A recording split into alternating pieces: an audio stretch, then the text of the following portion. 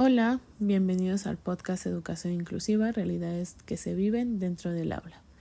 Mi nombre es Amani Oliver Roldán, soy licenciada en Educación Preescolar, egresada de la Escuela Nacional para Maestras de Jardines de Niños desde hace 7 años.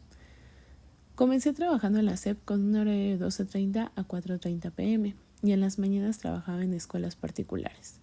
Desde hace 2 años trabajo turno completo que es de 8:30 a 4:30 p.m. En estos 7 años he sido docente frente a grupo de niños de primero, segundo y tercer grado. Quise comenzar este primer episodio de este podcast hablando sobre un tema que está en boga en la actualidad, pero que nadie te cuenta las realidades que vivimos las docentes para poder llevar en la práctica la inclusión dentro del aula. Como introducción al tema, en una oración sencilla, la educación inclusiva es un enfoque que busca atender la diversidad de las necesidades de aprendizaje. Teniendo claro qué es la educación inclusiva, podemos comenzar hablando de la importancia del tema.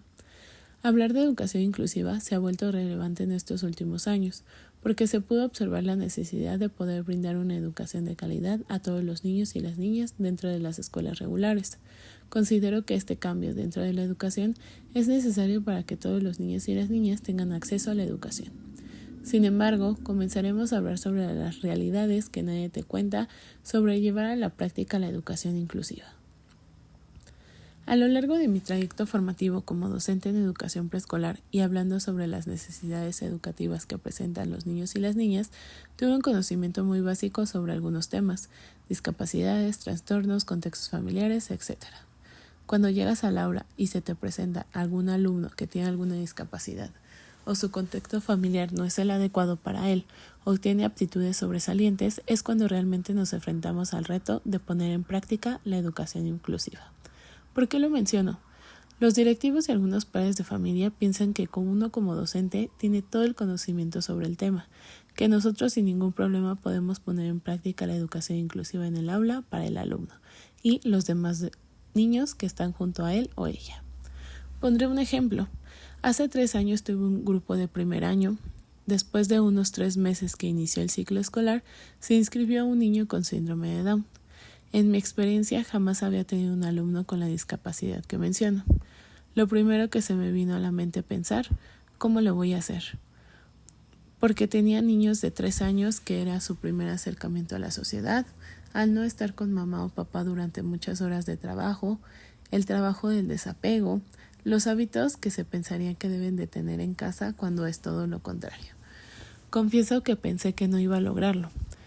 Claro, como docente tienes un conocimiento demasiado básico sobre el síndrome de Down, pero poner y tenerlo en la realidad, toda la teoría se vuelve nula cuando lo vivencias dentro del aula. Y es aquí cuando pones en práctica la educación inclusiva. Como primer momento tuve que realizar una investigación sobre el tema o la discapacidad. En segundo momento tuve que conocer el contexto familiar del alumno. Pareciera que no tiene relevancia, pero es de suma importancia conocer cómo es la familia, cómo llevan el día al día con el niño, quién los apoya, con quién vive el niño, si van a terapia, cuáles son sus costumbres y tradiciones familiares, hábitos del menor. Todo esto influye en el desarrollo del alumno dentro y fuera del aula. Teniendo el conocimiento del contexto familiar y charlar con la madre de familia y llegar a acuerdos, llega el tercer momento de realizar una planeación con adecuaciones curriculares para el menor. Recuerdo que cuando lo hice en mi planeación fue la más bella del planeta, plasmando adecuaciones, realizando una inclusión al menor de acuerdo con lo que investigué. Cuando llega el día de ponerlo en práctica fue un total fracaso. No pude poner en práctica nada de lo que planeé. Mi alumno no permanecía sentado ni un minuto, le pegaba a sus compañeros, utilizaba un pañal, no avisaba para ir al baño, solo quería estar afuera del salón, me tiraba todo el material y todo esto sucedió en un día. Y aparte, teniendo a otros 18 niños y niñas dentro del aula. Y es ahí cuando menciono que todo lo que aprendiste teóricamente muchas veces no funciona. Durante varios meses el trabajo con el alumno y con todo el grupo fue muy arduo, porque era yo sola con 19 niños de 3 años y aparte tenía que dar mis clases al grupo, atendiendo a todos los niños y niñas, sin descuidar a ninguno. En una ocasión le pedí apoyo a mi directora para que solamente me ayudara con César, a lo cual tuve una respuesta negativa, o en una ocasión solamente me ayudó y a los 10 minutos no pudo y decidió retirarse. Este es un claro ejemplo de la realidad que vivimos las docentes frente a grupo. Nadie nos apoya cuando lo necesitamos. Para los directivos es muy fácil hablar de la educación inclusiva, pero son los primeros que no te apoyan cuando los necesitas poder llevarlo a la práctica. Y en ocasiones parece imposible. Tenemos que llevar a la práctica una educación inclusiva sin dejar de un lado a los demás alumnos y alumnas y no tener apoyo por parte de los padres y madres de familia. Si la docente quiere aprender más sobre el tema, es de su interés pagarse cursos, actualizaciones para poder brindar una educación de calidad e inclusiva. Como conclusión de este primer episodio, hablar de educación inclusiva es fácil.